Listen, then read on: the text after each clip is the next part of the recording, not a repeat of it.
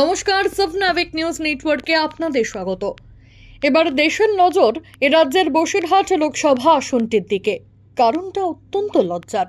সন্দেশখালী নিয়ে সারা দেশ জুড়ে যে প্রচার এবং অপপ্রচারের ঝড় বইছে, তাতে বাংলার মানুষ তো বটেই, দেশের মানুষও জানতে চাইছেন কি হবে বসিরহাটে। সত্যি কি হবে বসিরহাটে? এ প্রশ্ন এখন কোটি টাকার। যদিও শুধু সন্দেশখালী বিধানসভা নিয়ে বসিরহাট লোকসভা নয়, কিন্তু সন্দেশখালী হয়ে উঠেছে বসিরহাটের প্রচারের বিষয়। প্রধানমন্ত্রী থেকে মুখ্যমন্ত্রী সবার মুখেই প্রচারে উঠে আসছে সন্দেশখালীর নাম। আর এদিন বসিরহাট লোকসভার জাতীয় কংগ্রেস সমর্থিত সিপিআইএম প্রার্থী সন্দেশখালীর প্রাক্তন বিধায়ক নিরাপদ সর্দারের সমর্থনে একটি প্রচার যাত্রায় অংশ নিলেন সিপিআইএম এর রাজ্য সম্পাদক, মুর্শিদাবাদ লোকসভা আসনের প্রার্থী মোহাম্মদ সেলিম।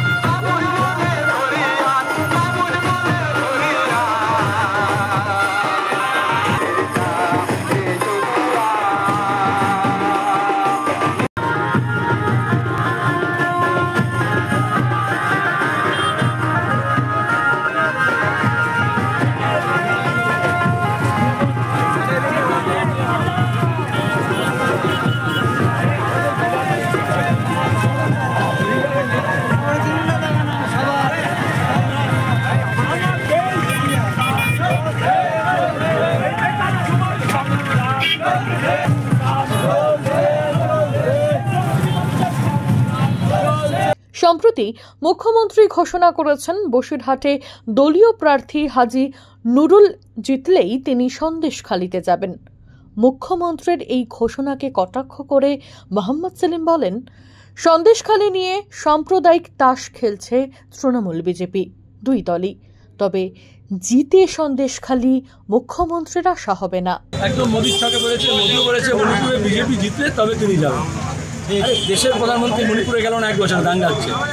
আর মমতা ব্যানার্জি গত 3 মাস ধরে 4 মাস ধরে গেল না সন্দেশখালীতে। কেন গেল না? মুখ্যমন্ত্রী তো সব ব্যাপারে যায় নাকি। আসলে ভয় পেয়েছে, সন্দেশখালীর মানুষকে ভয় পেয়েছে। আর এখন লোভ দেখাচ্ছে।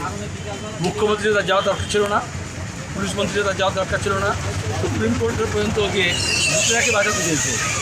আর এখানে হিন্দু মুসলমানে ভাগ করতে চেয়েছে বিজেপি আর তৃণমূল মিলে।